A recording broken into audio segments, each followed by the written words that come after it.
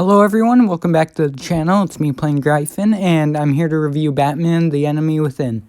So in this game, Anthony and Gruber returns as John Doe, and he delivers a very great performance. Let's play pretend. What? You be Harley. Say something Harley would say.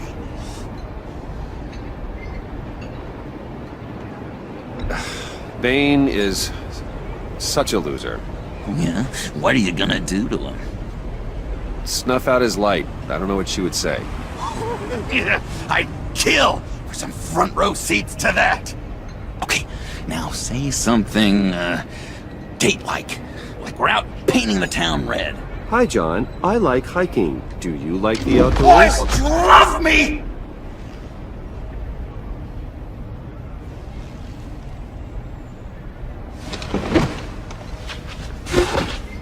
So what do you think?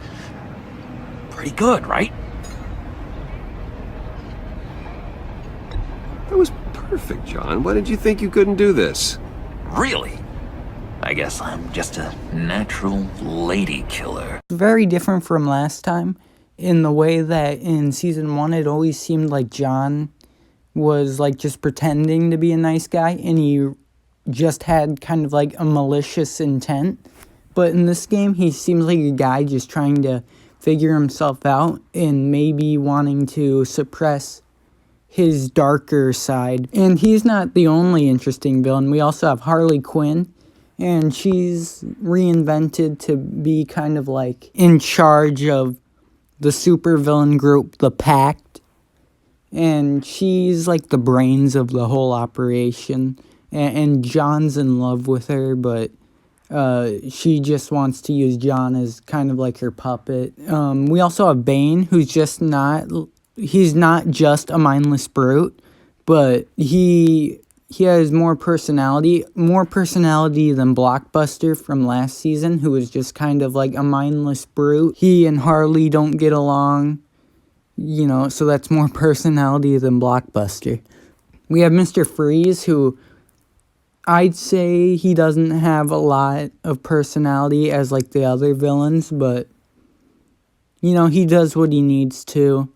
He cares about his wife, like the Batman animated series, you know, because everyone uses that origin now, because I guess it's his best one. But, you know, in terms of villains, we also had the Riddler, and he's kind of like the driving force for the whole season. He has a pretty interesting episode. He's more of a ruthless guy, but they explain why he is so ruthless and everything and so crazy at the start. And we also meet Amanda Waller, head of the agency. She's a big comic book character, but, you know, depending on which path you go down, episode 5 is completely different. So you kind of get, in one of those pathways, you do kind of meet like a version of the Suicide Squad, I'd say, with, you know, villains with bombs in their heads and stuff. So I thought that was pretty cool, you know, using some villains for her Task Force X project, you know, Suicide Squad. But John Doe is the driving force of this season also, because, you know, every interaction you have with him will somehow shape him into something good or something bad later on. And, you know, you can either be like buddy with him or you know, just kind of not want to be around him. But I find his character to just be very sympathetic, because he seems like he's just trying to find himself. He doesn't know like how to do things on his own. He wants Bruce to be his best friend, and you know, he really does think Bruce is his best friend.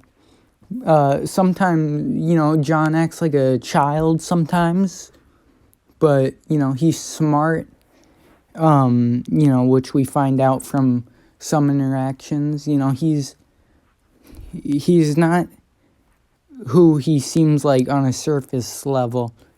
Deep down, he's something else, and something darker, and something smarter, and, you know, something that's a problem for Bruce later on, depending on your choices.